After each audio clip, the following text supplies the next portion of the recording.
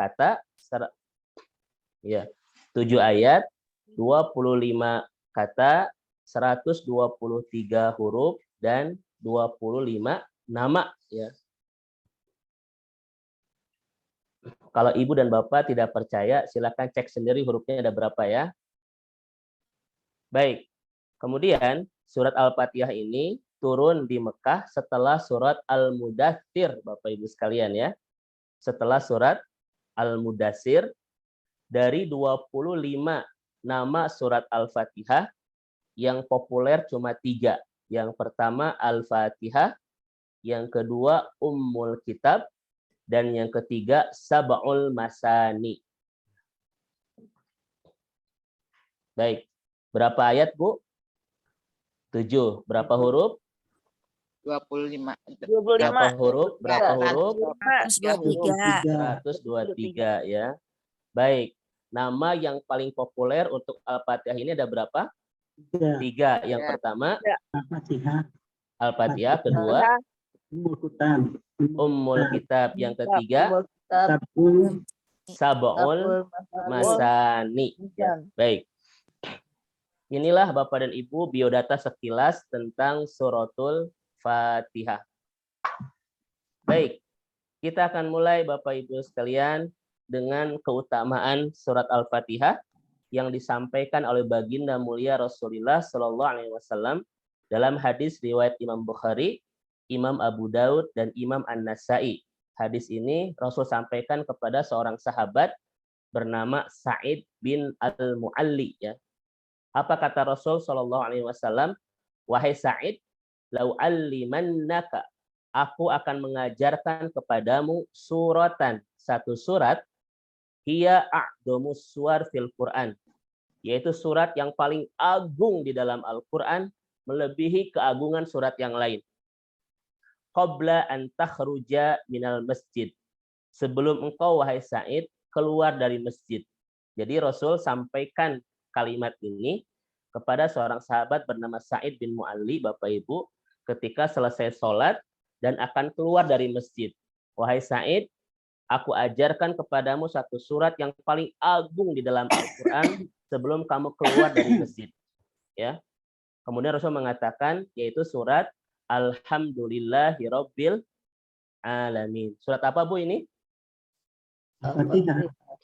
Surat Al-Fatihah. Hiya Sab'ul Masani, ya, yaitu surat yang disebut dengan Sab'ul Masani. Karena salah satu nama yang paling populer dari Al-Fatihah adalah Sab'ul Masani. Kenapa disebut Sab'ul Masani? 7 ayat yang kita ulang dalam sehari ketika membacanya. Ini Bapak Ibu sekalian. Kenapa disebut dengan Sab'ul Masani? 7 ayat yang kita baca berulang-ulang di dalam satu hari. Maka ini disebut dengan Sab'ul Masani. Ya. Baik, Bapak Ibu yang Allah rahmati dan Allah berkahi, inilah salah satu informasi dari Rasulullah Shallallahu Alaihi Wasallam tentang keagungan surat Al-Fatihah. Jadi kita sedang berbicara, kita sedang berinteraksi, kita sedang berta'aruf dan berkenalan, Bu, dengan satu surat yang teragung di dalam Al-Quran, melebihi surat-surat yang lain. Mudah-mudahan keagungan surat Al-Fatihah ini membuat kita menjadi manusia-manusia terbaik di muka bumi ini, ya, sesuai dengan hadis Rasulullah riwayat Imam Tirmidzi, ya. Amin ya rabbal alamin. Baik, kita mulai Bapak Ibu sekalian tentang apa rahasia surat Al-Fatihah ini. Yang pertama Bapak Ibu, disebut surat Al-Fatihah. Ya, ini maknanya ada 2. Kenapa surat Al-Fatihah disebut surat Al-Fatihah? Apa arti Fatihah Bapak Ibu? Fatihah. Fatih itu pembuka, ya. Baik. Makna dari Al-Fatihah ini ada 2 Bapak Ibu sekalian. Makna pertama adalah Al-Fatihah. Makna yang kedua adalah Al-Miftah. Baik. Mana pertama apa, Bu? Al-Fatihah. Fatihah. Mana kedua? Al-Miftah. Baik. Kenapa 7 ayat ini disebut dengan surat Al-Fatihah karena dia membuka mushaf. Ya. Al-Quran ada berapa juz, Bapak Ibu? 10. Ada berapa surat? 114. 114 surat. 114 surat ini dibuka oleh surat apa?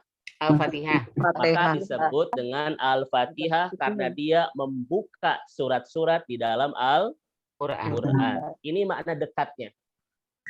Yang kedua, Bapak Ibu sekalian, kenapa surat Al-Fatihah disebut dengan Al-Miftah? Apa arti Al-Miftah, Bapak Ibu? Membuka. Kalau membuka Pintu, kunci. tadi adalah Fatihah. Kalau Miftah apa? Kunci. Alat Yang membuka. membuka. Namanya kunci, Bu. Ya. Apa, Bu? Kunci. Kalau Fatihah adalah yang membuka, kalau Miftah alat untuk membuka. Alat untuk membuka namanya bukan linggis ya, Bu ya, tapi kunci ya. Ustadz, kenapa Al-Fatihah disebut Miftah, kunci? Karena surat ini, Bu, berfungsi untuk membuka surat-surat yang lain. Apa kata Ali bin Abi Thalib? Kita akan sulit memahami surat-surat yang lain kalau kita tidak punya kuncinya. Kuncinya ini bernama apa, Bu? Al-Miftah.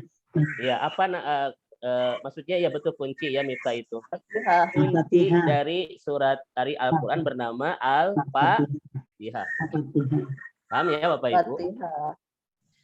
Jadi, kenapa disebut Al-Fatihah? Karena dia membuka mushaf dalam Al-Qur'an.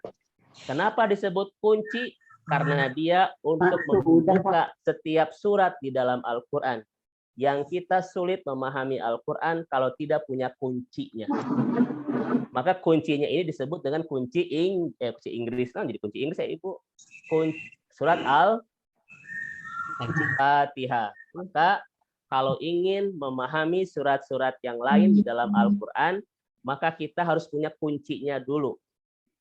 Setuju? Kuncinya ini bernama apa? Al-Fatihah. Baik, ya. Ini Bapak Ibu terkait dengan rahasia nama Al-Fatihah. Karena dia membuka Al-Quran dan dia adalah kunci untuk bisa memahami surat-surat yang ada di dalam Al-Quran. Jadi Bapak Ibu sekalian, 113 surat di dalam Al-Quran hanya bisa dibuka maknanya oleh satu surat bernama apa? Al-Fatihah. Nah, begitu. Paham Bapak Ibu sekalian? Baik. Insya Allah. Ya. Ini yang pertama.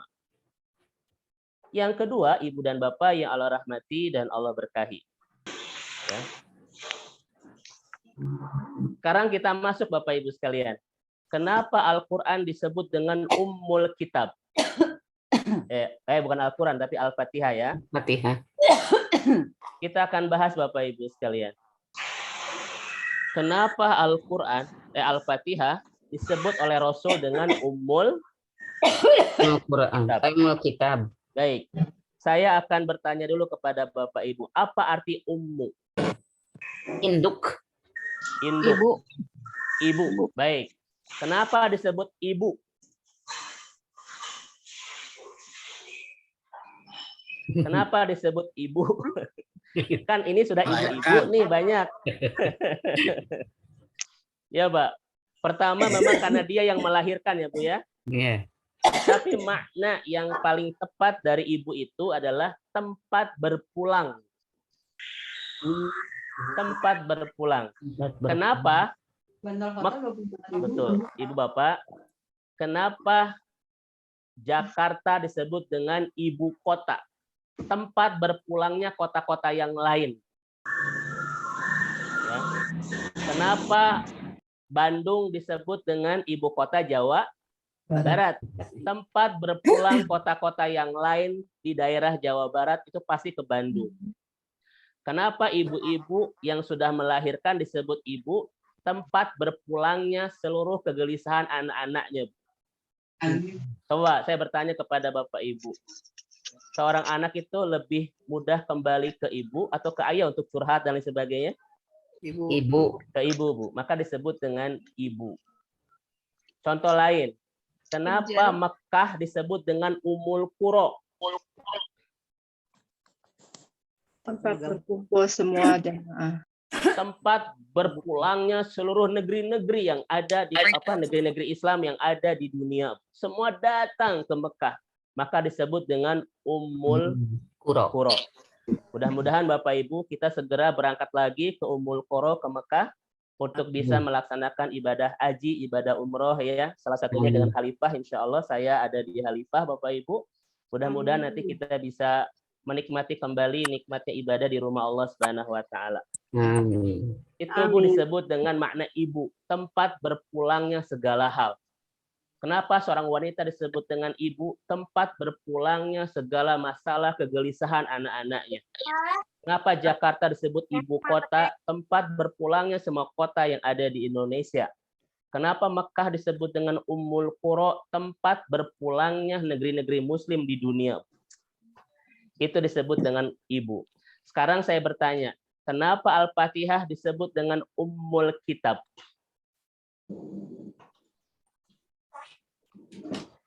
Bapak Ibu masih ada? Kembalinya semua. Kenapa Bapak Ibu sekalian? Kan di awal kitab Sebagai kunci Al-Quran. memahami Al-Quran kali ya. Karena dia tempat berpulang seluruh surat-surat yang ada dalam Al-Quran. Ya, baik Bapak Ibu sekalian. Karena dia tempat berpulang seluruh surat-surat yang ada dalam Al-Quran. Maka Rasul menyebutnya dengan Ummul apa tadi? Kitab. Kitab. Ya, baik. Ustadz, benar nggak bahwa seluruh surat-surat yang ada dalam Al-Quran itu kembali ke Al-Fatihah? Saya akan buktikan Ustadzmu. Nih Bapak Ibu. Kandungan Bu di dalam Al-Quran sebanyak 30 juz ya. Berapa surat tadi? 114. 114 surat. Berapa lembar Bu? Berapa lembar? 302 lembar. Berapa halaman? 604 halaman. Saya tanya, saya jawab biar cepat ya Bu ya. Ada Ibu bisa dengar ulang. Ya. Nah, Bapak Ibu, dari 14 surat di dalam Al-Quran, Bu, kandungannya cuma 3 saja. Ini 3 kandungan terbesar Al-Quran. Yang pertama adalah Al-Aqidah. Bagaimana cara kita membangun akidah yang baik. Ini kandungan pertama. Seluruh ayat-ayat di dalam Al-Quran mengajari kita bagaimana cara membangun keimanan yang baik. Ya. Yang kedua, kandungan terbesar Al-Quran itu Bapak Ibu adalah al-ibadah. Bagaimana cara kita ibadah yang benar kepada Allah. Ya. Dari semua surat, dari semua ayat, Bu, di sana ada kisah, di sana ada syariat, di sana ada banyak kandungannya. Yang kedua adalah mengajari kita bagaimana cara beribadah yang benar kepada Allah Subhanahu wa taala. Tadi yang pertama apa? Mengajari kita bagaimana cara membangun keimanan yang baik. Yang kedua, bagaimana cara kita beribadah kepada Allah yang benar. Dan yang ketiganya Bapak Ibu, kandungan Al-Quran yang ketiga itu adalah minhajul hayah. Bagaimana cara kita hidup yang benar, yang akan membawa kita bahagia dunia akhirat. Yang disebut dalam bahasa Inggris dengan way of life. Allah, benar nggak bahasanya? Way of life. Ya, way of life. Dalam bahasa Arabnya namanya Bu manhajul hayat atau minhajul hayat. Cuma 3 kandungan Al-Quran itu. Mengajari kita bagaimana cara beriman yang benar kepada Allah. Kedua, mengajari kita bagaimana cara beribadah yang baik kepada Allah Subhanahu wa taala. Dan terakhir Bu, bagaimana kita bisa menjalani kehidupan ini untuk membawa kita bahagia dunia dan akhirat, yang disebut dengan manhajul hayah. Tadi bahasa Inggrisnya apa? Way of life. Nah, itu way of life ya, begitu. Ini Bapak Ibu sekalian. Baik. Ternyata Bapak Ibu, 3 kandungan besar Al-Qur'an ini semuanya ada di Al-Fatihah loh. Inilah kenapa disebut dengan Ummul Kitab, karena di dalamnya terkandung 3 makna besar Al-Quran yang dijelaskan oleh surat-surat yang lain. Baik, saya bertanya kepada Bapak Ibu. Bu, Pak, Al-Quran itu kan mengajari kita bagaimana cara beriman yang baik ya. Itu di Al-Fatihah di surat apa coba? Iya, Pak. Di ayat keberapa? Langsung start. Iya, Dimulai dari dua. coba. Di mana Bu di ayat di Al-Fatihah mengajari kita bagaimana cara berakidah beriman yang baik? Itu Satu Bu di Bismillahirrahmanirrahim. oh iya. Dua di Alhamdulillahirabbil alamin. Tiga Ar-Rahmanir-Rahim. Empat Maliki. Empat ayat ini mengajari kita bagaimana cara beriman yang baik kepada Allah. Dengan namamu, ya Allah, dengan apa? Dengan namamu yang maha pengasih dan maha penyayang. Segala puji bagi Allah, Bu. Ini semuanya mengajari keimanan, bukan? Iya. Oh, Ibu sekalian. Masya Allah. Yang kedua, Pak Ibu. Sebutkan di dalam Al-Quran, di dalam Al-Fatihah, ayat yang mengajari kita bagaimana cara beribadah yang baik kepada Allah. Di ayat keberapa? 56. Ayat iyyaka na'budu Wa iya iyyaka nasta'in. Itu Bu. Hanya kepadamu kami ibadah dan hanya kepadamu kami meminta pertolongan. Sekarang pertanyaan terakhir. Kandungan Al-Quran yang ketiga tadi apa? Way of life. Di Al-Fatihah di surat keberapa? Di ayat keberapa? Ihdinas siratal mustaqim. Ihdinas Ayat siratal mustaqim. Tunjukkan kepada kami jalan yang lurus. Jalan orang-orang yang Kau telah berikan nikmat surga kepada mereka. Ini Bu adalah disebut dengan minhajul hayat. Bagaimana cara kita hidup yang baik yang mengantarkan kita bahagia dunia dan Akhirat. Makanya nanti kita bahas Bapak Ibu sekalian. Dari banyaknya kebutuhan kita kepada Allah, ini kelihatan wajah-wajah penuh kebutuhan ya Bapak Ibu ya. Kenapa di surat ini kita cuma minta satu saja kepada Allah? Ihdinas siratal mustaqim. Ya Allah, tunjukkan kami jalan yang lurus. Padahal kebutuhan kita banyak. Betul nggak Bapak Ibu? Kelihatan wajah-wajahnya ya, penuh dengan Pengharapan. bukan keimanan. Harap ridho Allah, Ustaz. Kebutuhan kita banyak, tetapi kenapa Allah mengajari kita untuk meminta setiap hari yang kita ulang-ulang dalam sholat cuma minta petunjuk, Bu. Cuma minta siratal mustaqim. Ini kenapa? Nanti akan kita bahas, Bu. Kalau ayat ini dikabulkan oleh Allah Subhanahu wa taala, maka seluruh kebutuhan kita akan terpenuhi. Bagaimana cara memahaminya? Nanti akan kita bahas di ayat ihdinas siratal mustaqim. Ini sangat dahsyat sekali. Satu ayat ini, ya Allah tunjukkan kepada kami jalan yang lurus. Kalau Allah sudah mengabulkannya, seluruh kebutuhan kita sudah terpenuhi itu. Ustadz, bagaimana cara memahaminya? Tunggu nanti di kajian ayat ini ya. Ya, ini kan strategi marketing ya, biar kita nanti bisa kajian lagi. Baik. Saya ulang kembali Bapak Ibu sekalian. Ini rahasia kenapa Al-Fatihah disebut dengan Ummul Kitab.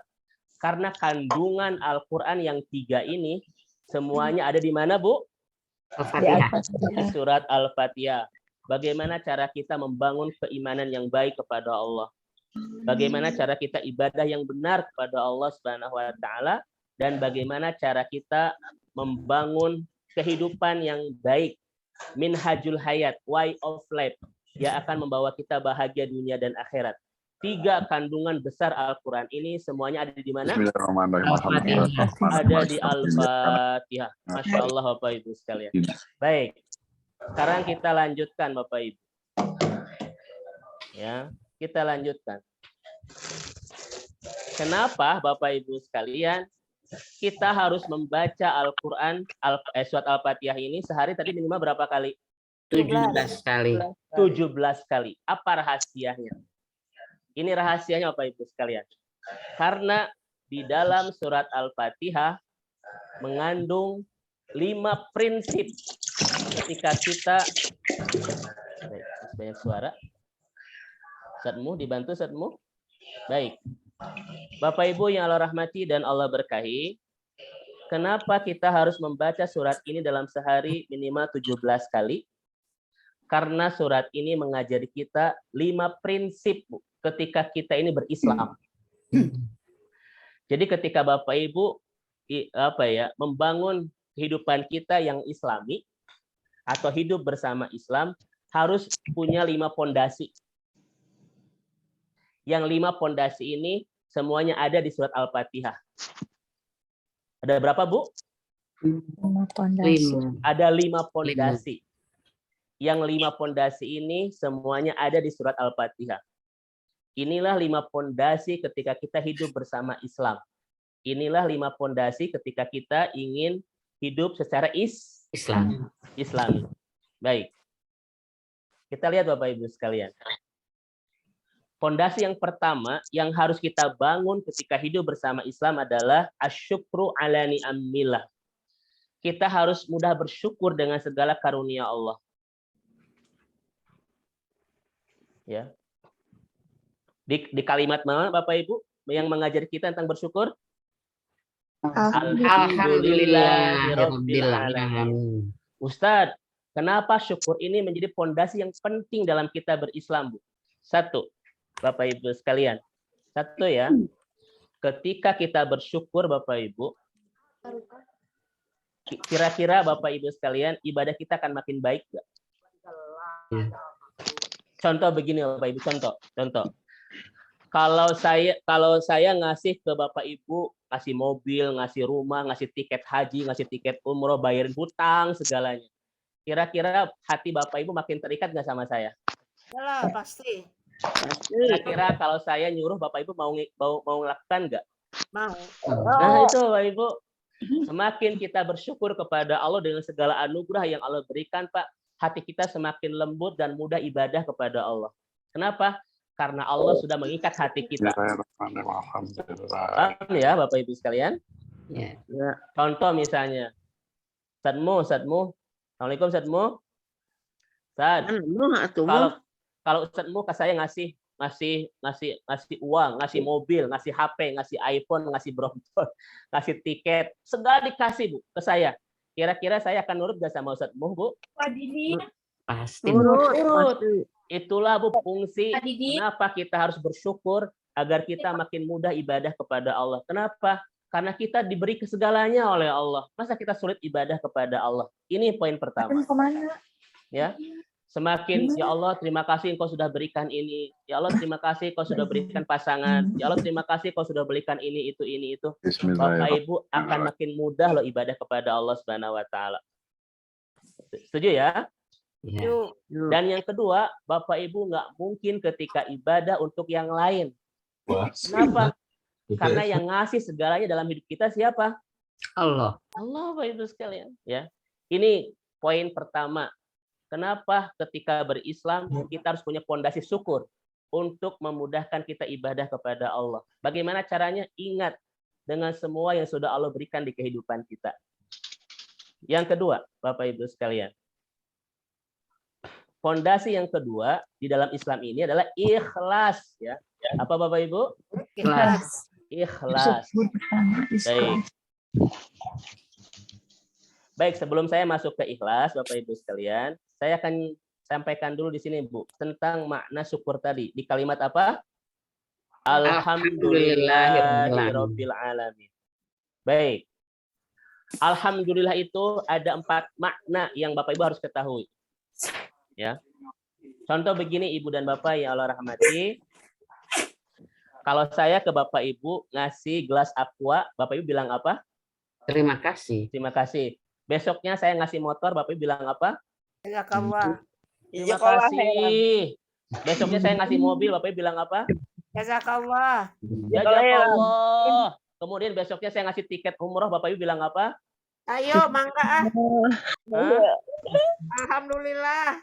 Besoknya saya bayar hutang semuanya dan ngasih mobil Alphard kepada Bapak Ibu. Bapak Ibu bilang apa sama saya? Alhamdulillah. Amin. Alhamdulillah, amin. Kira-kira makin dalam nggak bilang terima kasihnya? Dalam, Iya, dalam. makin dalam. Bapak Ibu, semakin besar pemberian, semakin dalam ucapan terima kasih. Itu rumusnya. Saya ngasih mobil, saya ngasih aqua gelas kepada Bapak Ibu bilang, "Nuhun Ustadz." Besoknya saya ngasih motor, "Nuhun Ustadz." Besoknya saya ngasih mobil, Bapak Ibu bilang apa? "Nuhun Ustadz." Besoknya saya ngasih rumah dan ngasih tiket haji, Bapak Ibu bilang apa? Alhamdulillah. Mungkin Bapak Ibu akan nangis loh di depan saya, betul? Akan sujud syukur loh pada saya, betul? Akan memeluk saya. Jadi kasih contoh Betul nggak Bapak Ibu sekalian? Betul. Kenapa? Karena semakin besar, karena semakin besar pemberian, semakin dalam ucapan terima kasihnya. Saya ngasih mobil, ngasih rumah, ngasih motor, ngasih tiket haji. Mungkin Bapak Ibu akan cium tangan saya, betul ya? Bapak Ibu akan nangis di depan saya itu dan memeluk saya, betul? Padahal pemberian saya terbatas. Cuma motor, mobil, dan rumah. Sekarang saya tanya kepada Bapak Ibu, Allah sudah ngasih apa dalam hidup kita? Segalanya. Segalanya. Sesuatu yang tidak bisa kita hitung. Siapapun di sini yang ahli matematika tetap akan kesulitan menghitung nikmat Allah. Kenapa? Karena satu-satunya hitungan yang tak mungkin bisa kita hitung adalah menghitung seberapa banyak nikmat yang Allah berikan dalam hidup kita. Setuju? Setuju. Pertanyaannya, bagaimana cara berterima kasihnya? Taat. Saya ulang Bapak Ibu. Pemberian saya terbatas loh. Saya ngasih rumah, ngasih motor, ngasih mobil. Bapak Ibu akan sujud syukur sama saya, akan nangis atau memeluk saya. Padahal cuma 3. Allah sudah ngasih segalanya. Bagaimana cara berterima kasihnya? Bingung nggak? Atuh dengan perintahnya. Kita akan bingung Bapak Ibu sekalian. Kenapa bingung?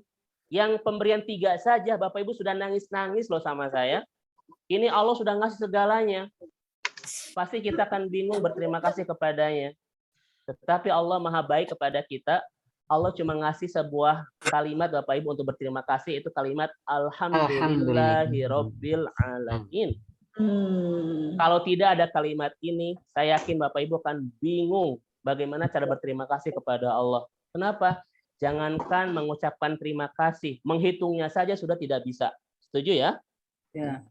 Berarti kalimat Alhamdulillah ini Bapak Ibu adalah kalimat yang dalam sekali. Nanti kita bahas Ustaz Muh ya. Khusus di makna Alhamdulillahirabbil alamin. Baik. Kemudian makna yang kedua tadi apa?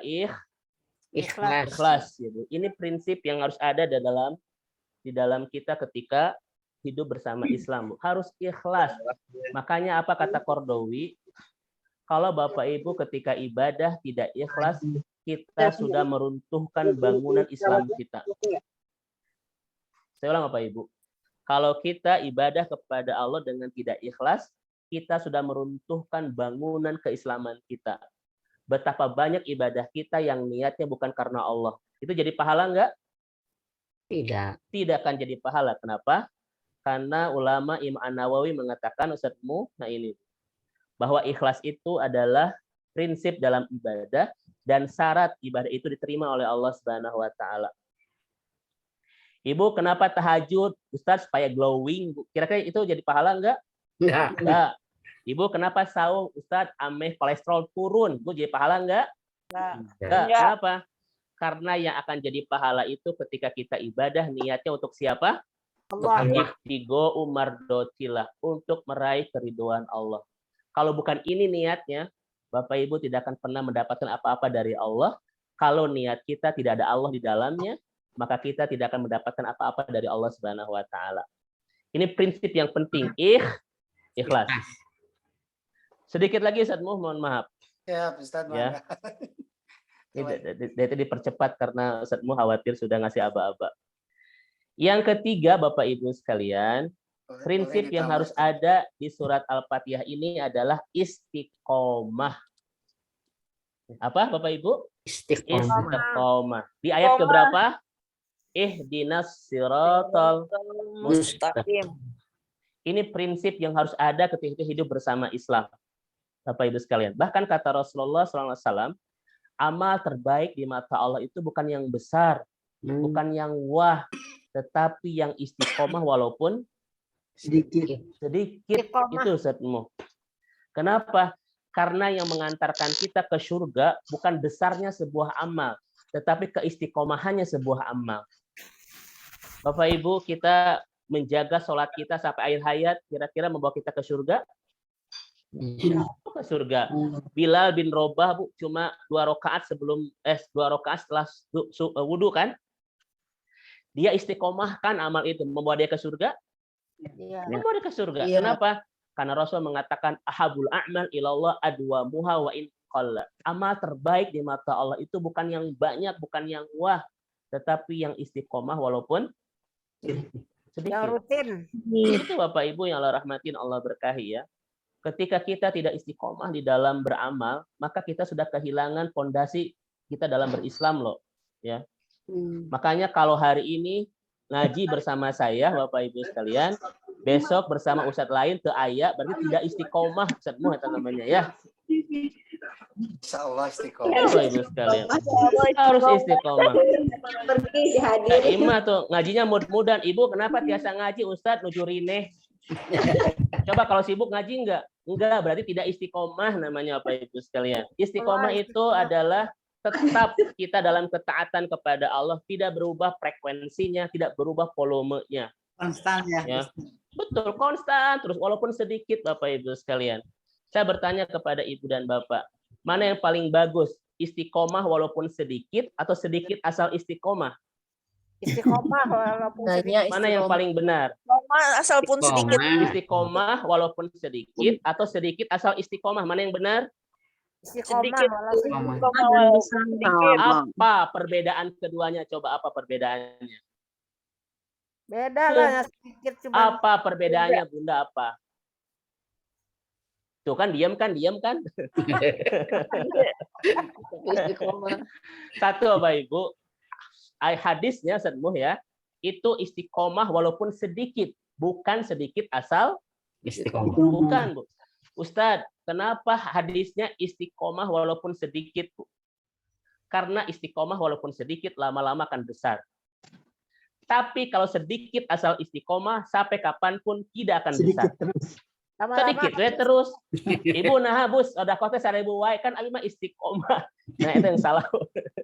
Ya, prinsipnya kata Rasul adalah istiqomah walaupun sedikit, bukan sedikit asal Istiqomah. istiqomah.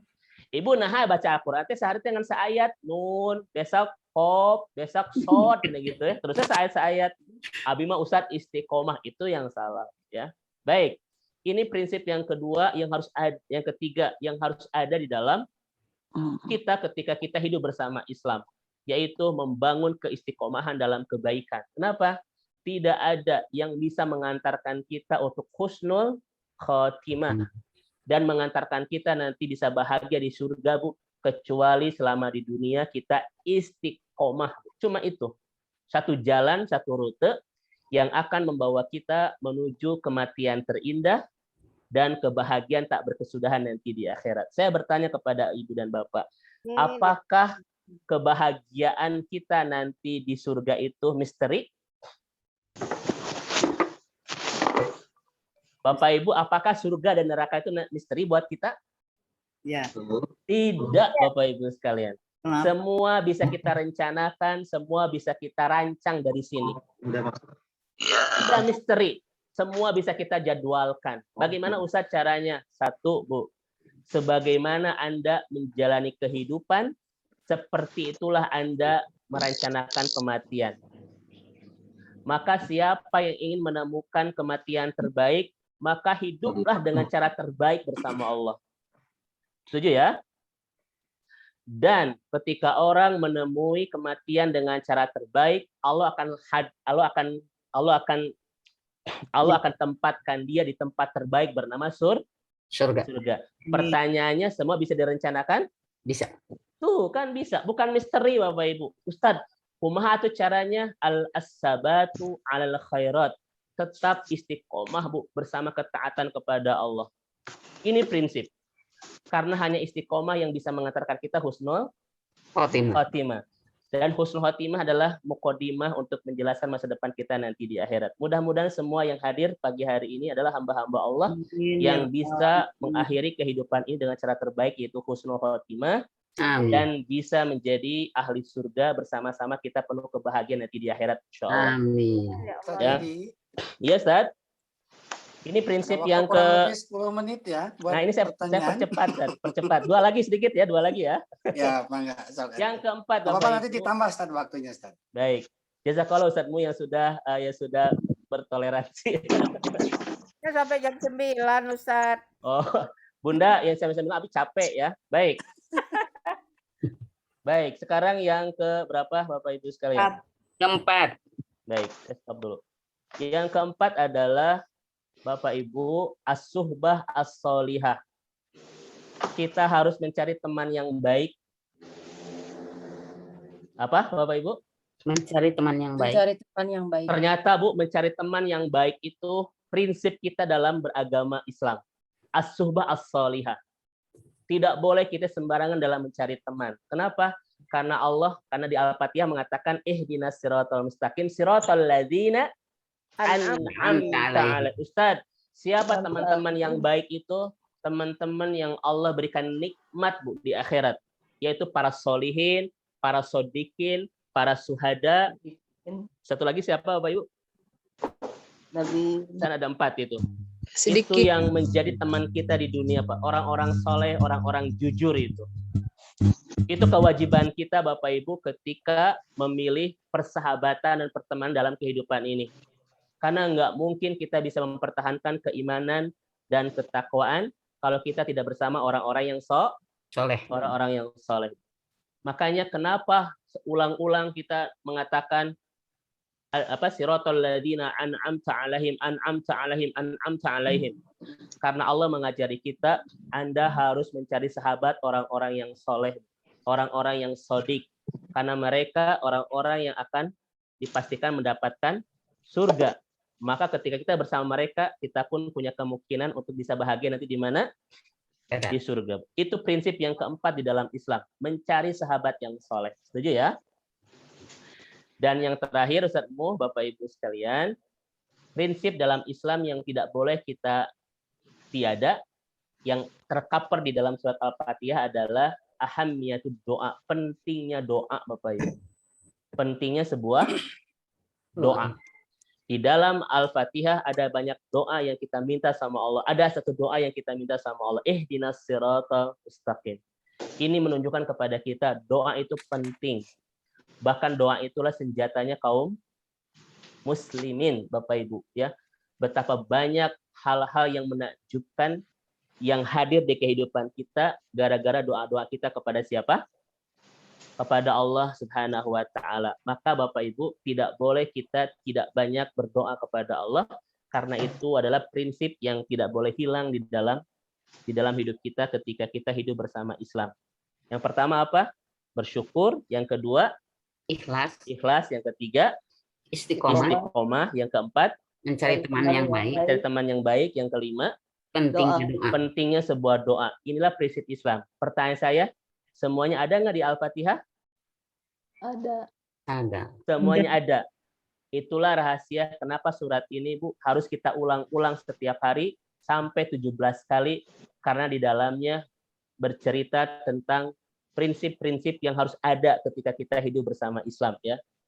Dan di antaranya adalah doa. Mudah-mudahan Ibu dan Bapak yang Allah rahmati dan Allah berkahi, ini mukadimah yang saya sampaikan terkait dengan surat Al-Fatihah, dan insya Allah nanti kita bahas pertemuan kedua, ya, The Miracle of Al-Fatihah di Jumat selanjutnya. Karena waktu saya sudah habis, saya persilakan kepada Ustadzmu. Baik, Bapak, terima Ibu kasih sekalian. jazakallah khairan katsira Ustaz Dedi. Ibu gabung. Subhanallah. Baik, alhamdulillah juga sudah bergabung ini Ibu Empet ya, Ibu Fatimah, Ustazah Ibu Fatimah. Sehat Bu Empet? Amin. Alhamdulillahmu. Oh, ada Bunda, sehat Bunda? Sehat. Mudah-mudahan istrinya sehatnya. Amin Bunda. Jazakillah doanya. Mudah-mudahan Bunda juga sehat berkah. Amin. Amin. Baik, Ustaz Dedi, ada beberapa pertanyaan di kolom Tersumbing chat ini. tempat. Sami-sami. Lanjutkan ya Pak ya. Ada beberapa pertanyaan di kolom chat ini terkait dengan surat Al-Fatihah. Ada 2 pertanyaan sementara ini. Pertanyaan pertama dari Ibu Yuniarti di Bandung. Assalamualaikum warahmatullahi wabarakatuh. Mohon izin bertanya, surat Al-Fatihah adalah surat pembuka dari semua surat, ada induk surat. Tetapi kalau surat Al-Fatihah salah membaca, tidak sah sholat. 114 surat, kandungan surat adalah keimanan yang baik, cara beribadah yang baik. Tetapi ada orang yang tidak akidah Al-Quran karena tidak memahami isi kandungan Al-Quran. Harus bagaimana sikap kami? Begitu. Kumaha tuh? Pertanyaannya. Ini pertanyaannya menyingkapi orang yang menyingkapi sikap jika tidak memahami Al-Quran. Intinya sih begitu, Ustaz. Satu Baik. itu, satu dua atau mau lanjutkan dengan yang kedua? Baik, satu dulu Ustaz Muh ya. Baik, silakan. Baik, memang nanti dibahas oleh Ustadz Agus di kajian berikutnya bagaimana cara kita berinteraksi bersama Al-Quran. Ini penting sekali ya, Bapak Ibu sekalian. Nanti kita akan mendapatkan materi bagaimana sih cara berinteraksi bersama Al-Quran yang benar. Ya, ternyata menurut para ulama, Ustadz Muh, di seluruh buku-buku dan kitab-kitab yang ditulis oleh para ulama, cara memandu kita berinteraksi bersama Al-Quran yang benar itu ada 5. Ya. Pertama adalah tilawatuhu, bagaimana cara kita istiqomah dalam membacanya, memperbaiki bacaan-bacaannya. Ya. Nanti akan disampaikan oleh Ustadz Agus, bagaimana cara kita memperbaiki bacaan Al-Quran kita yang benar. Yang kedua adalah tahfidhuhu, bagaimana cara kita menghafalnya, karena kata Rasulullah, manzilah kita di akhirat, kedudukan kita nanti di akhirat bergantung salah satunya kepada hafalan kita, Bapak Ibu sekalian ya. Makanya saya kemarin cukup menangis, Bapak Ibu, ada ibu-ibu 86 tahun ya, semuh ya kalau tidak salah, itu hafal 30 juz, Bapak Ibu sekalian. 2-3 hari yang lalu saya dapat informasi itu dari media. Usianya 86 tahun, Bapak Ibu, dia menghatamkan hafal Al-Quran itu ya. Masya Allah. Ternyata Al-Quran tidak menjadi penghambat bagi usia yang sudah menua ya. Karena Al-Quran, Bapak Ibu, mudah untuk kita hafal karena menggunakan bahasa yang mudah kita hafal dan lain seterusnya. Nanti kita bahas ya di kajian tentang bagaimana cara kita berinteraksi bersama Al-Quran. Yang ketiga, Bapak Ibu, berinteraksi dan bersama Al-Quran itu adalah tadabburuhu ya, memahaminya. Al-Quran tidak sebatas untuk dihafal dan dibaca, tetapi juga untuk dipahami. Karena fungsi Al-Quran itu adalah bukan penghias suara kita, bukan memperbanyak hafalan kita, tetapi menjadi panduan hidup kita untuk bahagia dunia dan akhirat. Yang keempatnya, Bapak Ibu, berinteraksi bersama Al-Quran itu adalah mengamalkannya dalam kehidupan kita sehari-hari. Saya bertanya kepada Bapak Ibu, sudah berapa persen hidup kita yang diatur oleh Al-Quran? Coba sekalian ya. Bagaimana rumah tangga kita, bisnis kita, keuangan kita sudah benar semua diatur oleh Al-Quran? Belum tentu, boleh jadi Bapak Ibu, kita sudah lama bersama Al-Quran, tetapi boleh jadi hanya berapa persen hidup kita yang diatur oleh Al-Quran. Di surat Toha misalnya Allah mengatakan faman tabi'a hudaya fala yadillu wala yashqa. Kalau orang sudah bersama Al-Quran, nggak akan salah, nggak akan tidak bahagia.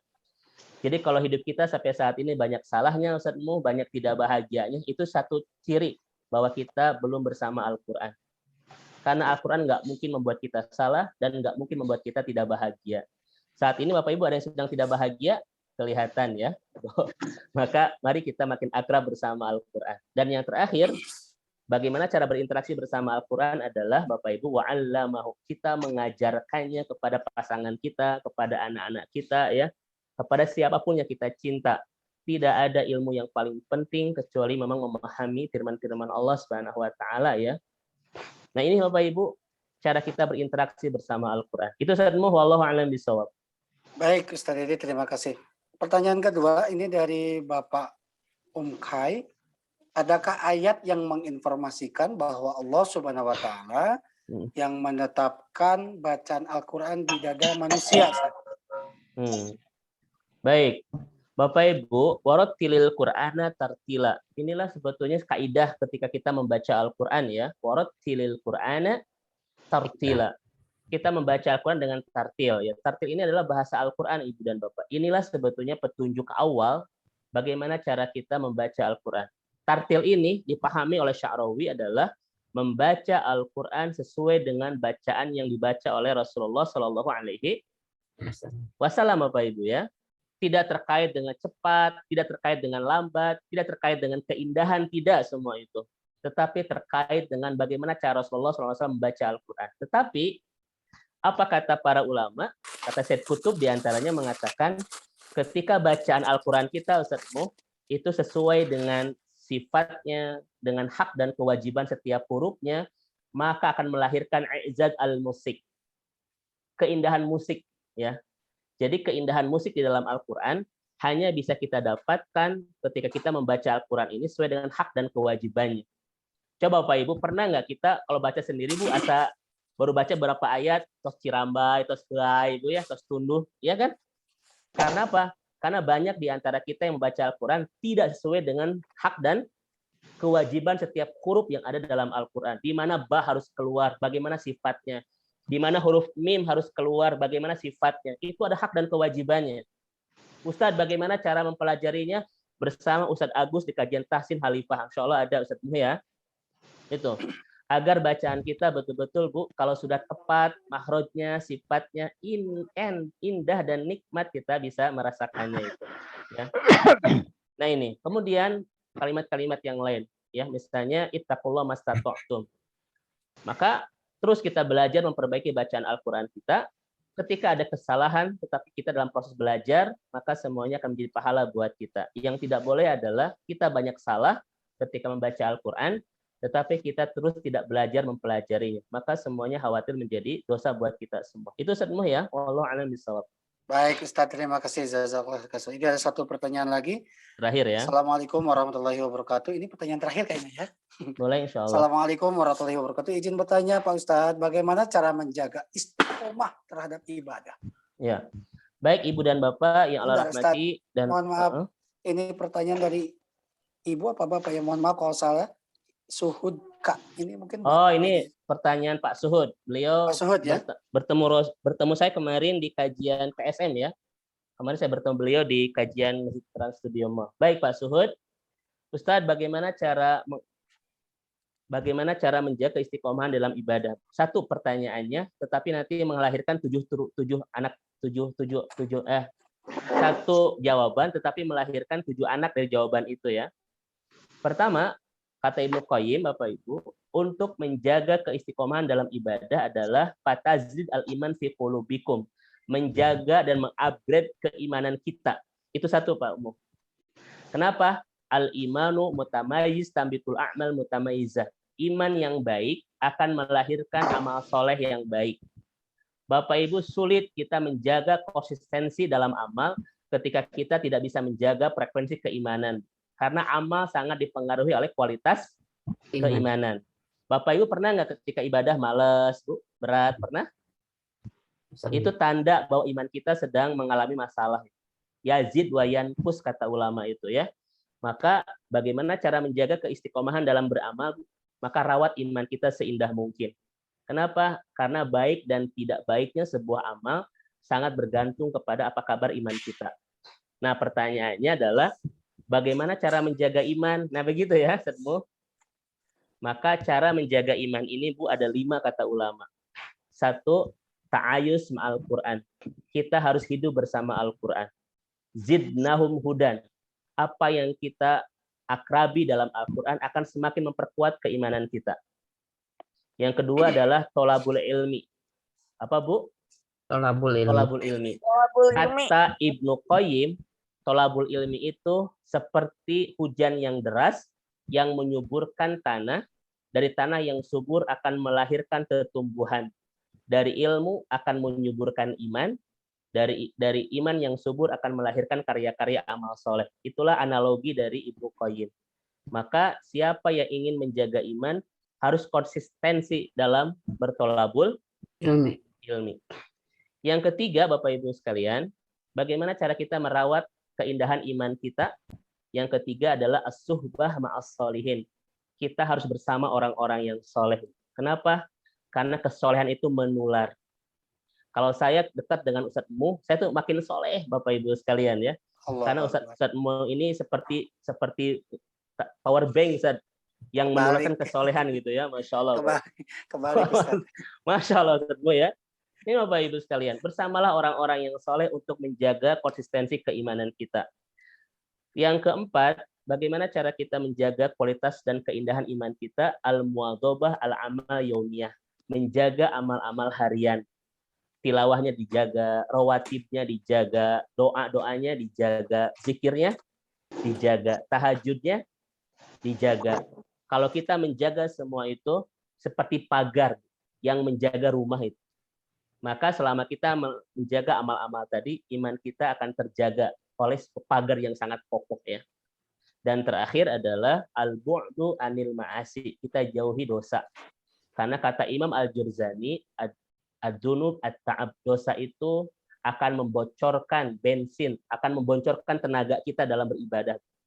Makanya ibadah berat dan sebagainya, gara-gara iman kita melemah itu ya.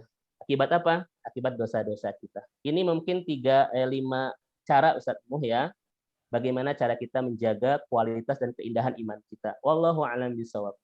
Baik Ustadz, terima kasih jazakallah khairan katsiro atas semua jawabannya. Bapak Ibu, saya mengingatkan di kolom chat ada absensi untuk kajian subuh, berkenan nanti bisa diisi. Kita akan sambut dulu tausiah sebentar dari Ibu Hajah Empet, Ibunda. Kalau mau disampaikan. Ya, bismillahirrahmanirrahim. Assalamualaikum warahmatullahi wabarakatuh. Nuhun Ustadz Mu, Ustadz Dedi, Pak Rustam, sareng saudara Ustadz, hanya sedikit saja. Afdolu doa, alhamdulillah. Afdolu dzikri, la ilaha illallah. Afdolu ayat, ayatul kursi. Afdolu surat, suratul fatihah. Itulah barangkali ya 4 yang harus kita dawamkan setiap hari. Dan ini adalah menjadi bekal kita untuk memasuki surganya Allah. Assalamualaikum warahmatullahi wabarakatuh. Waalaikumsalam warahmatullahi wabarakatuh. Singkat, padat, jelas Ibunda. Yang mudah-mudahan istiqomah dengan zikir-zikir yang tadi. Di Zoom sudah ada pimpinan Khalifah Tur Pak Haji Rustam Sumarna. Mangga Pak, ada yang disampaikan? Cukup Pak Mo. Cukup ya. Baik. Bapak Ibu, Kang Dea, kita akan sapa dulu nih tim IT-nya. Assalamualaikum Pak Mo. Waalaikumsalam warahmatullahi wabarakatuh. Sehat kan dia? Alhamdulillah. Agak telat join tadi. Punten. Baik. Ya, Bapak Ibu, di Khalifah Tur sekarang ada program haji. Siapapun yang mendaftar haji sampai dengan tanggal 12 Desember, 12.12 ya. Mudah-mudahan Allah melimpahkan keberkahan siapapun yang mendaftar. Insya Allah akan mendapatkan gift yang sangat indah, logam mulia dari Antam. Para pendaftar akan mendapatkan 1,5 gram setiap para pendaftar. Dan usia pendaftar sesuai dengan Undang-Undang PHU, Penyelenggaraan Haji dan Umroh, di tahun 2019-98, batas minimal usia pendaftar adalah di usia 12 tahun. Jadi, Bapak Ibu juga salah satu investasi dunia akhirat dengan mendaftarkan para putra dan putrinya di usia 12 tahun lebih. Itu juga sudah bisa mendaftar. Tetapi untuk keberangkatan minimal di usia 18 tahun. Kita tahu waiting list haji reguler itu di Kota Bandung 17 sampai 20 tahun. Jadi kalau mendaftar di usia 30, 40, maka akan berangkat di usia 60 tahunan ya. Dan yang paling tinggi adalah Kota Makassar. Kemarin beberapa pekan ke belakang Kepala Dirjen PHU Profesor Hilman Latif menyampaikan Makassar adalah waiting list-nya kurang lebih 43 tahun. Ini kalau Ibu mendaftar di usia 30 tahun di Kota Makassar, ini paling bisa berangkat di usia 70 tahun. Solusinya adalah mendaftar di haji khusus. Nah, memang waiting list-nya cukup pendek, kurang lebih 7 sampai 8 tahun. Ada salah satu teknik bagaimana dengan biaya haji? Nah, ini dengan cara menabung, tentunya bisa dengan invest, membeli logam mulia, atau dengan 7 tahun mungkin ibu bapak bisa menabung 1 bulan itu sekitar 150 US dollar. Itu sudah di akhir 7 tahun, itu insya Allah biaya haji sudah tertutup ya. Depositnya 5.000 US dollar. Silakan nanti ada para petugas di kolom chat, Kang Dea akan mengirim kepada siapa saja petugas di Khalifah yang siap menerima pendaftaran ibu dan bapak. Dan selain haji khusus, Khalifah juga menyelenggarakan keberangkatan haji furoda dengan menggunakan visa undangan dari Kerajaan Arab Saudi. Ini salah satu solusi yang kedua jika tidak ingin menunggu waktu lama 7 tahun, bisa menggunakan keberangkatan dengan visa furoda. Di saat mendaftar di tahun yang sama, maka akan berangkat juga di tahun keberangkatan yang sama. Insya Allah, mohon doanya mudah-mudahan di tahun 2022 Khalifah Tour akan memberangkatkan, mudah-mudahan ada menyelenggarakan perjalanan ibadah haji kurang lebih sekitar 113 jamaah haji yang tertunda di tahun 2020. Jika kuota di tahun 2022 50%, ditambah kurang lebih Khalifah akan memberangkatkan sekitar 170 jamaah haji. Mudah-mudahan Allah memberikan kemudahan dan kelancaran. Demikian informasinya, silakan menghubungi panitia di Khalifah Tour, para petugas, ada Kang Dea, ada saya pribadi, ada juga Teh Ana. Mudah-mudahan Ibu Bapak berkenan dengan program Khalifah, dan solusinya adalah, mohon maaf, di kolom chat sudah ada tercantum nama-nama para petugas. Satu hal yang paling menarik di Khalifah adalah maktab yang digunakan di 112. Kita tahu 112 sungguh sangat memuaskan. Walaupun saya belum pernah ya Ustadz ya, 112. Tetapi testimoni dari beberapa jamaah sungguh sangat nyaman. Karena di Arafah, di 112, kamar tidur, kamar istirahat bapak dan ibu itu akan terpisah. Lalu ruangan khusus untuk khutbah Arafah juga disiapkan. Makanan juga sangat privasi, tidak digabung dengan kelompok haji khusus yang lain. Dan toiletnya juga dipisah. Kalau di maktab 112 di Arafah ada toilet duduk dan jongkok ya. Begitupun di Mina sangat representatif karena memang di Mina satu orang jamaah mendapatkan bed yang sama, satu, lalu ada tempat penyimpanan kabin sehingga sangat leluasa untuk beristirahat. Kalau sempat Kang Dia bisa ada foto-foto di Mina ataupun di Arafah mungkin bisa di-share ya. Mudah-mudahan itu menjadi sebuah. Nah, inilah foto-foto di Arafah.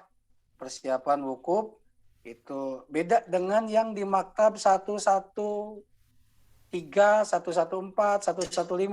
116 sampai 18 ya.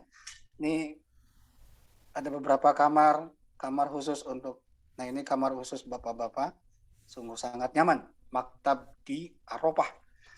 Mudah-mudahan ada rezekinya, disehatkan Bapak Ibu semua.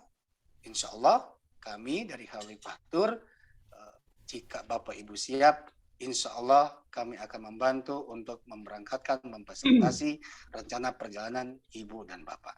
Terima kasih Kang Dea atas share videonya. Mudah-mudahan berkah. Dan Ustadz Dedi. Ya, Sanmo. Halo. Baik, nanti akan dilanjutkan di hari Jumat minggu depan ya. Ya, masih karena membahas tentang kajian suratul Al-Fatihah. Ya, masih barusan masih setengahnya. Hanya kalau lihat buku tafsirnya setebal buku apa Ustaz? Kemarin saya lihat punya Pak Kiai di sini, aduh, ngebahas juga punya Ustadz Ibrahim Haikal, aduh tebal benar ya. Ini kapan selesainya kalau ngebahas tiap kajian subuh? Mungkin 1 tahun kayaknya. Ya, baik, betul. Ibu Bapak yang dimuliakan Allah, demikian kajian subuh di Jumat berkah ini. Berkenan nanti bisa mengisi absensi dan kolom chatnya di situ. Hal-hal yang berkaitan tentang kajian subuh. Saya yang bertugas Muhammad Mu, ada Kang Dea, ada Ibu Hajah Fatimah Apalpo, ada Bapak Haji Rustam Sumarna, ada Ustadz Dedi Haryadi, Gurunda, Syekhuna. Mudah-mudahan tetap sehat dan keluarganya. Amin. Jazakallah khair. Semoga yang sama, Ustaz.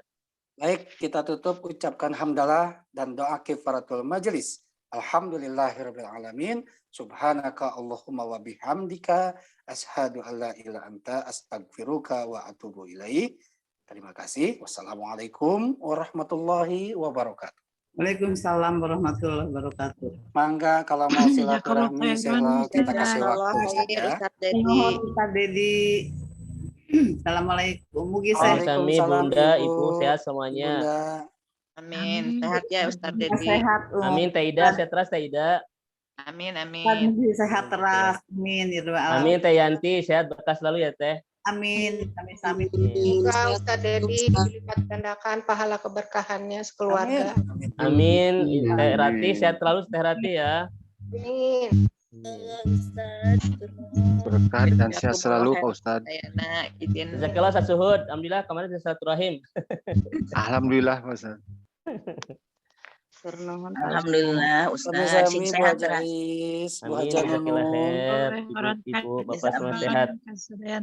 Sehat sadayana. Waalaikumsalam. Mangga Bu Haja Nunung Bu Haja sehat. Nunung damang. Alhamdulillah Ustaz sehat. Sawang Alhamdulillah kemarin alhamdulillah biasa tepang ya dinten Ahad. Mohon alhamdulillah tiasa silaturahmi. Poloir Ustadz Dedi. Kang Dea, nuhun Kang Dea. pisan jazakallah. Ya. Punten, pasukan menyusul tadi. Ya, Kang Dea. Kesalahan teknis sedikit tadi punten. Iya, tadi memang agak susah masuknya Kang Dea nih ya. Iya, cuma Kesalahan dibatasin teknis. 100, jadi susah. Sudah lebih Bu, sekarang alhamdulillah tadi ada kesalahan teknis. Sudah Iya. sekarang sudah bisa lebih dari 100 orang. Iya, ya itu Besok juga akhirnya masih bisa lebih ya, coba Ustaz, ya? coba terus. Alhamdulillah udah akhir-akhir tapi Mohon maaf. Ada sedikit kesalahan teknis tapi sudah disesuaikan. Insya Allah untuk kajian kedepannya bisa lebih dari 100 orang ya Bu. Alhamdulillah, amin. Alhamdulillah. Kalau besok dengan Terima Ustadz Agus kasih Bu Haja Is. melanjutkan kajian Oh, Ustadz besok Dedi. ya Ustadz Agus ya? Ya. Saya lupa menyampaikan. Besok Ustadz Agus ya? Ya, melanjutkan yang Ustadz Dedi yang tadi sudah disebutkan. Baik. Alfred ya. Besok apa Jumat depan? Jumat depan yang Ustadz Kalau Dedi. Jumat depan Ustadz Dedi, besok Ustadz Agus Salim Hasanuddin. Oh, setiap hari ya? Ya, betul rekan Bu. Ustadz Dedi itu sedang belajar S2, ngambil tafsir Quran di UIN. Baik. Kuliahnya gimana Ustadz? Alhamdulillah ya? kepepet. Semua. Kan ada goalnya tuh. Aduh. Insyaallah. Baik. Ternyata Kalau- sistem pendidikan Mesir dan Indonesia tidak sama, Ustaz. Saya banyak adaptasi lagi untuk di kampus lokal ya. Al-Azhar kan nggak pakai SKS ya Ustadz ya. Nah, betul gitu Pak Rustam, itu jadi masalah. Lebih berat sebetulnya. Lebih berat karena setiap pekan harus ada makalah begitu, Pak. Mohon izin live duluan. Assalamualaikum. Silakan, Waalaikumsalam, Bu Ais. Terima Sehat kasih. terus. Mudah-mudahan besok bisa ikut lagi. Amin. Amin. Amin. Silakan. Atur Tiap nuhun. hari Bu, silakan. Baik Pak Mu. Ya, mangga Kang Dea. Saya Kalau izin. tidak, silakan. Bapak Ibu yang dimuliakan Allah, mohon maaf kalau kami harus menutup Zooming ini. Silakan selamat beraktivitas di Jumat Berkah. Mudah-mudahan setiap pagi di Jumat Berkah mendapatkan keberkahan yang melimpah dari pagi sampai sore nanti ya. Mohon izin ditutup virtual Zoom-nya. Mudah-mudahan Ibu Bapak berkenan dan tidak mengurangi silaturahmi ini ya. Amin. Assalamualaikum warahmatullahi wabarakatuh. Waalaikumsalam warahmatullahi Waalaikumsalam warahmatullahi wabarakatuh. wabarakatuh.